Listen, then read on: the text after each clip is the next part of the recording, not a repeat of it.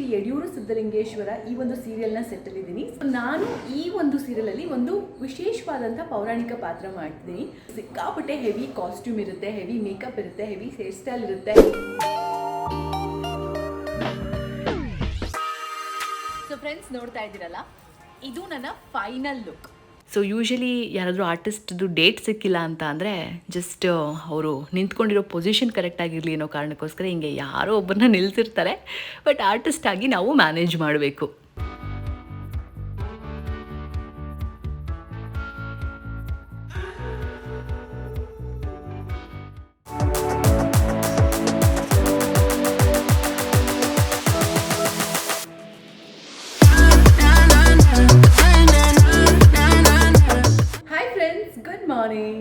ನಾನು ನಿಮ್ಮ ಪ್ರೀತಿಯ ಮಾನ್ಸ ಮನೋಹರ್. ಸೊ ಇವತ್ತು ನಾನು ಶ್ರೀ ಯಡಿಯೂರು ಸಿದ್ಧಲಿಂಗೇಶ್ವರ ಈ ಒಂದು ಸೀರಿಯಲ್ನ ಸೆಟ್ಟಲ್ಲಿದ್ದೀನಿ. ಸ್ಟಾರ್ ಸುವರ್ಣದಲ್ಲಿ 9 ಗಂಟೆಗೆ ಪ್ರಸಾರ ಆಗುತ್ತೆ. ಸೊ ನಾನು ಈ ಒಂದು ಸೀರಿಯಲಲ್ಲಿ ಒಂದು ವಿಶೇಷವಾದಂಥ ಪೌರಾಣಿಕ ಪಾತ್ರ ಮಾಡ್ತಿದ್ದೀನಿ. ದಟ್ ಈಸ್ ಶಿವನ ಮಗಳಾದ ಅಶೋಕ ಸುಂದರಿಯ ಪಾತ್ರ. ಈಗ ಆಲ್ರೆಡಿ ಟೆಲಿಕಾಸ್ಟ್ ಆಗ್ತಿದೆ, ಸೊ ನೀವೆಲ್ಲ ನೋಡ್ತಿರ್ಬೋದು. ಸೊ ಪೌರಾಣಿಕ ಪಾತ್ರಗಳನ್ನ ಮಾಡಿದ್ರು ಸಿಕ್ಕಾಪಟ್ಟೆ ಚಾಲೆಂಜಿಂಗ್. ನಾನು ಈಗಷ್ಟೇ ಸೆಟ್ಟಿಗೆ ರೀಚ್ ಆಗಿದ್ದೀನಿ. ಸಿಕ್ಕಾಪಟ್ಟೆ ಹೆವಿ ಕಾಸ್ಟ್ಯೂಮ್ ಇರುತ್ತೆ, ಹೆವಿ ಮೇಕಪ್ ಇರುತ್ತೆ, ಹೆವಿ ಹೇರ್ ಸ್ಟೈಲ್ ಇರುತ್ತೆ. ಎಲ್ಲ ಮಾಡ್ಕೊಂಡು ಬೇಗ ರೆಡಿ ಆಗಬೇಕು. ಸೊ ಯಾವ ರೀತಿ ಇರುತ್ತೆ ಈ ಶೂಟಿಂಗು ನಾನು ನಿಮ್ಗೆ ಇವತ್ತು ತೋರಿಸ್ಕೊಡ್ತೀನಿ ಈ ಒಂದು ವ್ಲಾಗಲ್ಲಿ.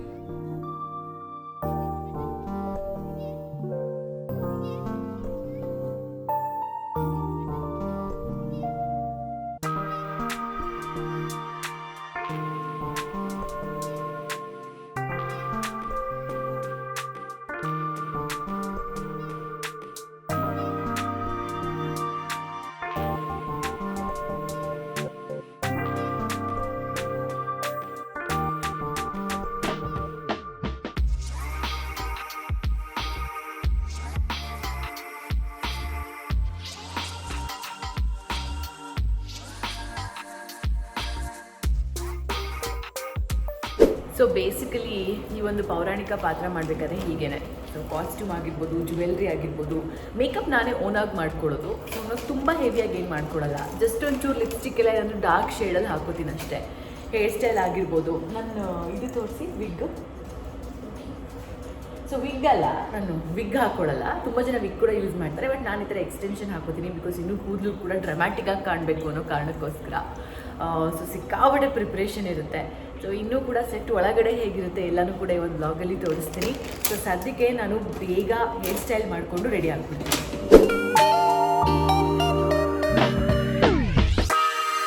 ಸೊ ಫ್ರೆಂಡ್ಸ್, ನೋಡ್ತಾ ಇದ್ದೀರಲ್ಲ, ಇದು ನನ್ನ ಫೈನಲ್ ಲುಕ್. ಶಿವನ ಮಗಳಾದ ಅಶೋಕ ಸುಂದರಿಯ ರೂಪದಲ್ಲಿ ನಾನು ಇವಾಗ ರೆಡಿ ಆಗಿದ್ದೀನಿ. ಇನ್ಫ್ಯಾಕ್ಟ್ ಪೌರಾಣಿಕ ಪಾತ್ರಗಳನ್ನು ಮಾಡೋದು ಸಿಕ್ಕಾಪಟ್ಟೆ ಎಕ್ಸೈಟಿಂಗ್. ಯಾಕೆ ಅಂತಂದರೆ ಅದು ಜಸ್ಟ್ ಡೈಲಾಗ್ ಡೆಲಿವರಿನಲ್ಲಿ ಅಥವಾ ಒಂದು ಡೈಲಾಗ್ ಹೇಳೋದ್ರಲ್ಲಿ ಚಾಲೆಂಜಸ್ ಅಷ್ಟೇ ಇರಲ್ಲ, ರೆಡಿ ಆಗೋದ್ರಲ್ಲೂ ಕೂಡ ಅಷ್ಟೇ ಚಾಲೆಂಜಸ್ ಇರುತ್ತೆ. ಇಷ್ಟೆಲ್ಲ ಹೆವಿ ಮೇಕಪ್ ಹಾಕೋಬೇಕು, ಸೊ ಈ ಥರ ಎಕ್ಸ್ಟ್ರಾ ಹೇರ್ ಬಿಟ್ಟನ್ನು ಅಟ್ಯಾಚ್ ಮಾಡ್ಕೋಬೇಕು, ಇಷ್ಟೆಲ್ಲ ಹೆವಿ ಜ್ಯುವೆಲ್ರಿ ಹಾಕೋಬೇಕು. ಸೊ ಬಟ್ ಔಟಾಗಿ ಹೇಳಬೇಕು ಅಂತ ಅಂದರೆ ಪೌರಾಣಿಕ ಪಾತ್ರಗಳನ್ನು ಮಾಡೋದ್ರಲ್ಲಿ ಏನೋ ಒಂಥರ ನೆಮ್ಮದಿ, ಏನೋ ಒಂಥರ ಪಾಸಿಟಿವಿಟಿ, ಏನೋ ಒಂಥರ ಖುಷಿ ಖಂಡಿತವಾಗ್ಲೂ ಇರುತ್ತೆ. ಬನ್ನಿ ಸೆಟ್ ಒಳಗೆ ಹೋಗೋಣ. ಇನ್ಫ್ಯಾಕ್ಟ್ ಈ ಲೊಕೇಶನ್ ಹೆಸರು ಬಂದು ಪುಟ್ಟಣ್ಣ ಕಣ್ಗಾಲ್ ಸ್ಟುಡಿಯೋ ಅಂತ, ಮಾಗಡಿ ಮೇನ್ ರೋಡಲ್ಲಿ ಬರೋಂಥ ಈ ಸ್ಟುಡಿಯೋ. ಯೂಶಲಿ ಸ್ಟುಡಿಯೋಸ್ ಎಲ್ಲ ಹೀಗೆ ಇರುತ್ತೆ. ಇಲ್ಲಿ ತುಂಬ ಅದ್ಭುತವಾದಂಥ ಫೆಸಿಲಿಟೀಸ್ ಆ ಥರ ಎಲ್ಲ ಏನೂ ಇರಲ್ಲ. ಬಟ್ ಆರ್ಟಿಸ್ಟ್ಗಳಿಗೆ ರೆಡಿ ಆಗೋದಕ್ಕೆ ಅಥವಾ ಸ್ವಲ್ಪ ಹೊತ್ತು ರೆಸ್ಟ್ ತೊಗೊಳಕ್ಕೆ ಅಂತ ಹೇಳಿ ಸಪ್ರೇಟಾಗಿ ರೂಮ್ಸ್ ಇರುತ್ತೆ. ಅದೂ ಇಲ್ಲ ಅಂತ ಅಂದರೆ ಕ್ಯಾರವ್ಯಾನ್ ಫೆಸಿಲಿಟೀಸ್ ಇರುತ್ತೆ. ಸೊ ಅದು ಬಿಟ್ಟು ಸೆಟ್ಟಲ್ಲಿ ನೀವೆಲ್ಲ ಇಲ್ಲಿ ನೋಡ್ತಿದ್ದೀರಲ್ಲ, ಎಲ್ಲ ಒಂದು ಕಡೆ ಗ್ರೀನರಿ ಇತ್ತು ಅಂತಂದರೆ ಇನ್ನೊಂದು ಕಡೆ ಎಲ್ಲ ಸೆಟ್ಟು ಇದೇ ಥರ ಇರೋದು. ಎಲ್ಲ ಕಡೆನೂ ಆಲ್ಮೋಸ್ಟ್ ಎಲ್ಲ ಕಡೆನೂ ಕೂಡ ಅಷ್ಟೇ ಸೆಟ್ಗಳು ಅಂತ ಅಂದರೆ ಹೀಗೆ ಇರೋದು. ಬಟ್ ನಾನು ಹೇಳ್ದಂಗೆ ಆರ್ಟಿಸ್ಟ್ಗಳಿಗೆ ಅಂತ ಹೇಳಿ ಒಂದಷ್ಟು ಸಪ್ರೇಟ್ ಫೆಸಿಲಿಟಿ ಖಂಡಿತವಾಗ್ಲೂ ಇರುತ್ತೆ. ಯೂಶಲಿ ಯಾವುದೇ ಒಂದು ಪೌರಾಣಿಕ ಮೈಥಾಲಜಿ ರಿಲೇಟೆಡ್ ಸೀರಿಯಲ್ ಅಥವಾ ಸಿನಿಮಾ ಇದ್ರೂ ಹೀಗೆ ಗ್ರೀನ್ ಮ್ಯಾಟ್ ಅಥವಾ ಬ್ಲೂ ಮ್ಯಾಟ್ ಹಾಕಿ ಫಸ್ಟು ಕಂಟೆಂಟ್ ಶೂಟ್ ಮಾಡ್ಕೋತಾರೆ. ಆಮೇಲೆ ಅದಕ್ಕೆ ಗ್ರಾಫಿಕ್ಸಲ್ಲಿ ಅದು ಬಾಣ ಇರ್ಬೋದು, ಬಿಲ್ ಇರ್ಬೋದು, ಡೈನೋಸರ್ ಇರ್ಬೋದು, ಗದೆ ಇರ್ಬೋದು, ಏನು ಬೇಕಾದರೂ ಅಟ್ಯಾಚ್ ಮಾಡ್ಕೋಬೋದು. ನೀವು ಮೇಕಿಂಗ್ ಆಫ್ ಬಾಹುಬಲಿಲೂ ಇದನ್ನು ನೋಡಿರ್ತೀರ. ಯಾವುದೇ ಹಾಲಿವುಡ್ ಫ್ಲಿಕ್ಸ್ ತೊಗೊಂಡ್ರೂ ಕೂಡ ಹೀಗೆ ಈ ಬ್ಲೂ ಮ್ಯಾಟ್ ಅಥವಾ ಗ್ರೀನ್ ಮ್ಯಾಟಲ್ಲೇ ಶೂಟ್ ಮಾಡೋದು. ನೋಡಿ, ನಾನು ಹೇಳ್ದಂಗೆ ಇಲ್ಲಿ ಆದಿಶೇಷ ರೆಡಿ ಆಗ್ತಿದ್ದಾರೆ. ಬ್ಲೂ ಮ್ಯಾಟ್ ಎಲ್ಲ ಹಾಕಿ ರೆಡಿ ಮಾಡಿದ್ರಲ್ವಾ. ಸೊ ಈಗ ನನ್ನ ಇಲ್ಲಿ ಕೂರಿಸಿದ್ದಾರೆ. ಇನ್ನೇನು ಸೀನ್ ಸ್ಟಾರ್ಟ್ ಮಾಡೋ ಟೈಮ್ ಆಯಿತು. ನಂದು ಇವತ್ತು ಶುಕ್ರಾಚಾರ್ಯರ ಜೊತೆ ಒಂದು ಸೀನ್ ಇದೆ, ಅದಕ್ಕೆ ಇಷ್ಟೆಲ್ಲ ಸೆಟಪ್.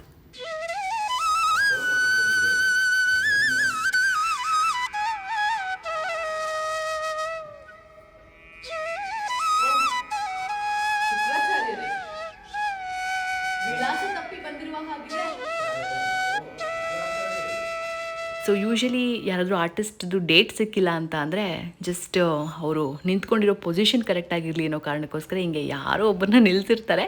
ಬಟ್ ಆರ್ಟಿಸ್ಟ್ ಆಗಿ ನಾವು ಮ್ಯಾನೇಜ್ ಮಾಡಬೇಕು. ಆ ಸಣ್ಣ ಕಾರ್ಯ ಏನು ಎನ್ನುವುದು ಹೇಳಿ, ನಾನು ಈಗಲೇ ಮಾಡುತ್ತೇನೆ. ಆ ಸಿದ್ಧಲಿಂಗ ಮನಸ್ಸು ಮಾಡಿದರೆ ಆ ಪ್ಲಾನಿಂಗ್ ಮಾಡಿ ಆ ಸಿದ್ಧಲಿಂಗ ಮನಸ್ಸು ಮಾಡಿದರೆ ಸಪ್ತ ಲೋಕದಲ್ಲೂ ನಿಮಗೆ ಪೂಜೆ ಸಲ್ಲುತ್ತದೆ. ಈಗಾಗಲೇ ಅವರು ನೂರಾರು ನಾಗಗಳಿಗೆ ಪೂಜೆಗಳಿಗೆ ಮಾಡಿದ್ದಾರೆ.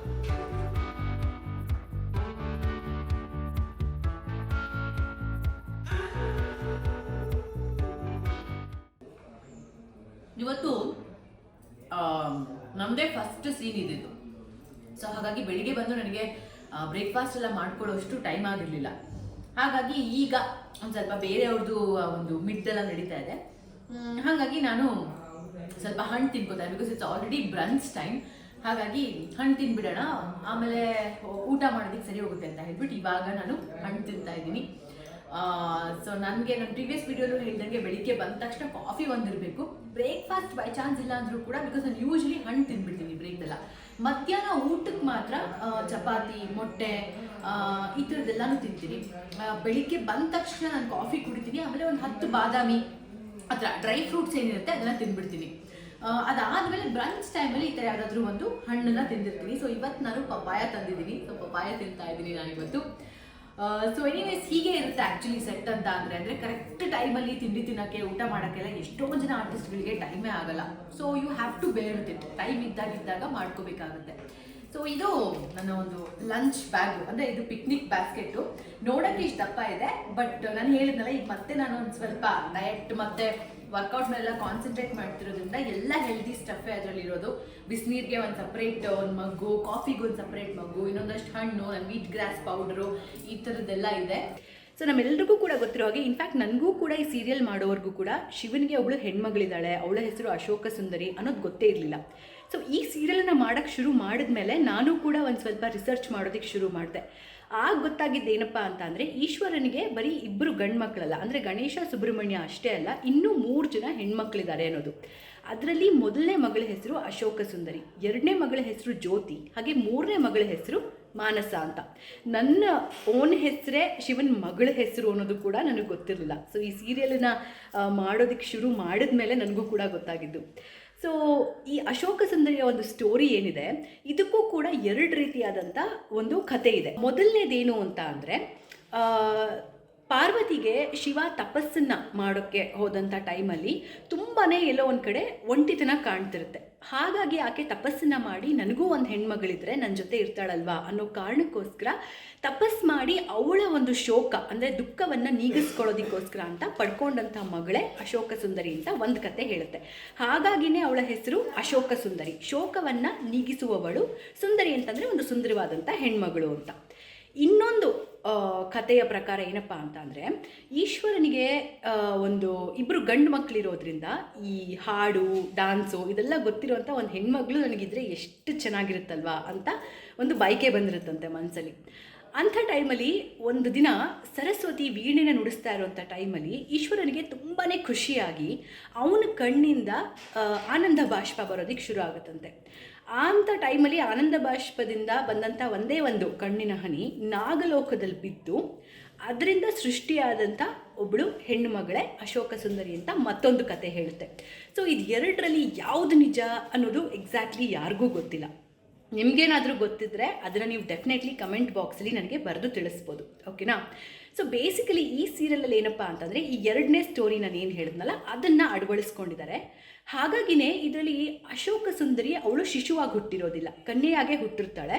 ಆ್ಯಂಡ್ ಅವಳಿಗೆ ತನ್ನ ತಂದೆ ತಾಯಿ ಬಗ್ಗೆ ತುಂಬಾ ಕೋಪ ಇರುತ್ತೆ. ಒಂದು ಅವಳನ್ನ ಕೈಲಾಸದಲ್ಲಿ ಇಟ್ಕೊಂಡಿರಲ್ಲ, ಎಲ್ಲೋ ನಾಗಲೋಕದಲ್ಲಿ ಬಿಟ್ಬಿಟ್ಟಿರ್ತಾರೆ. ಆ್ಯಂಡ್ ಅವಳಿಗೆ ಬೇರೆ ಇವಾಗ ಗಣೇಶ, ಸುಬ್ರಹ್ಮಣ್ಯ ಇವ್ರಿಗೆಲ್ಲ ಹೇಗೆ ಪೂಜೆ ಸಲ್ತಾ ಇರುತ್ತೆ ಅಥವಾ ಆದ್ಯತೆ ಸಿಗ್ತಿರುತ್ತೆ, ಅಥವಾ ಇವಳಿಗೆ ಏನೂ ಸಿಗಲ್ಲ, ಯಾರು ಇವಳನ್ನ ಕನ್ಸಿಡರೇ ಮಾಡಲ್ಲ ಅನ್ನೋಂಥ ಒಂದು ಕೋಪ ಇರುತ್ತೆ. ಸೊ ಆ ಒಂದು ಬ್ಯೂಟಿಫುಲ್ ಕ್ಯಾರೆಕ್ಟರ್ನ ನಾನು ಈ ಸೀರಿಯಲಲ್ಲಿ ಪ್ಲೇ ಮಾಡ್ತಿದ್ದೀನಿ. ಆ್ಯಂಡ್ ಇನ್ನೊಂದು ಇಂಟ್ರೆಸ್ಟಿಂಗ್ ವಿಷಯ ಏನಪ್ಪ ಅಂತ ಅಂದರೆ, ನಾವು ಈ ಅಶೋಕ ಸುಂದರಿನ ನಮ್ಮ ಸೌತ್ ಇಂಡಿಯಾನಲ್ಲಿ ಬಾಲ ತ್ರಿಪುರ ಸುಂದರಿ ಅನ್ನೋಂಥ ಹೆಸರಲ್ಲಿ ವರ್ಷಿಪ್ ಮಾಡ್ತೀವಿ. ಓಕೆ, ಅದೇ ಮಾನಸ ಅನ್ನೋಂಥ 3ನೇ ಮಗಳೇನಿದ್ದಾಳೆ ಅವಳನ್ನ ಬೆಂಗಾಲಲ್ಲಿ ಅತಿ ಹೆಚ್ಚು ವರ್ಷಿಪ್ ಮಾಡ್ತಾರೆ. ಹಾಗೆ ಈ ಬಾಲ ತ್ರಿಪುರ ಸುಂದರಿನ ಅಶೋಕ ಸುಂದರಿನ ಗುಜರಾತ್ ಪ್ರಾಂತ್ಯದಲ್ಲೂ ಕೂಡ ತುಂಬಾ ವರ್ಷಿಪ್ ಮಾಡ್ತಾರಂತೆ. ಇದ್ರ ಬಗ್ಗೆ ನಿಮ್ಗೇನಾದರೂ ಗೊತ್ತಿತ್ತಾ ಅಥವಾ ಇನ್ನೂ ಹೆಚ್ಚು ಮಾಹಿತಿ ಏನಾದರೂ ಗೊತ್ತಿತ್ತು ಅಂದರೆ ದಯವಿಟ್ಟು ನನಗೆ ತಿಳಿಸ್ಕೊಡಿ. ನನಗೂ ಕೂಡ ನನ್ನ ಕ್ಯಾರೆಕ್ಟರ್ ಪ್ಲೇ ಮಾಡಬೇಕಾದ್ರೆ ತುಂಬಾ ಉಪಯೋಗ ಆಗುತ್ತೆ. ಕಮೆಂಟ್ ಬಾಕ್ಸಲ್ಲಿ ಬರೆದು ತಿಳಿಸಿ. ನನ್ನ ಶಕ್ತಿ ಏನು ಎಂಬುದನ್ನು ಇದೀಗಲೇ ನಿನಗೆ ಮನವರಿಕೆ ಮಾಡಿಕೊಡುತ್ತೇನೆ.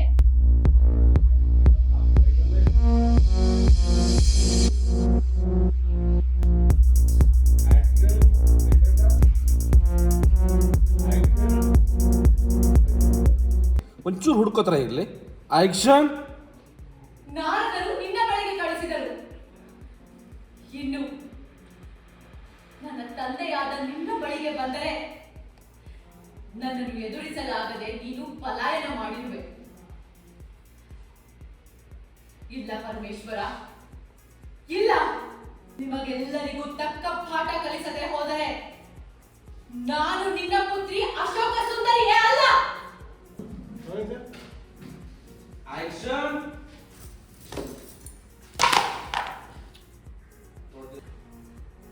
ಯಾರಿಗೆ ಬೇಕು ಈ ಜನ್ಮ? ನಾನೆಂದಾದರೂ ನನಗೆ ಈ ಜನ್ಮವನ್ನು ದಯಪಾಲಿಸು ಎಂದು ಆ ಪರಶಿವನಲ್ಲಿ ಬೇಡಿದ್ದೇನೆ. ಅಂದೆಂದೋ ಕೈಲಾಸದಲ್ಲಿ ಕುಳಿತು ಸರಸ್ವತಿ ದುಡಿಸುತ್ತಿರುವ ನಾದವನ್ನು ಕೇಳಿ ಸಂತೋಷ ಭರಿತನಾಗಿ ಆನಂದ ಬಾಷ್ಪವನ್ನು ಹರಿಸಿದ.